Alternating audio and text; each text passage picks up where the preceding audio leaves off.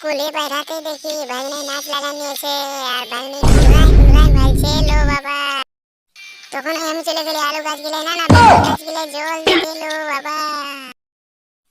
কিছুক্ষণ পরে ভাগনাকে অনেক রিকোয়েস্ট করলি কিন্তু ভাগনাই চোখটা দেখান দিছে একটা চোখ বলছে না তোমাকে ডান্স শিখান দিয়া হবে না।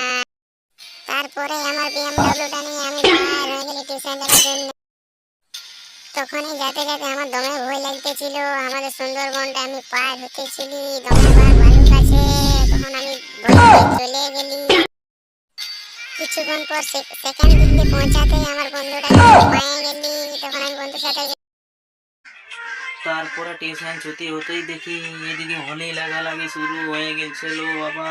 তখন এই যে আমার বন্ধুটাকে গাবান দিল, দেখতেই পাচ্ছ সেই লেভেলে হোলি খেলা চলছিল। তারে বাপ ভূত মনাই দিছে তাহে আমি। তখন আমার কলিছে দিল গালটা হলুদ করে দিল, এমনি কালো আর হলুদ হয়ে গেলিল।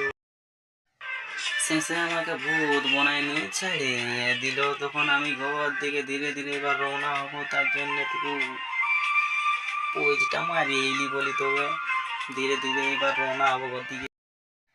রাস্তার লোকগুলো দমে হেসে নিতেছিল লো বাবা, ভূতের রকম দেখা পাতেছিল নবী দমে আমাকে হেসে দিতেছিল।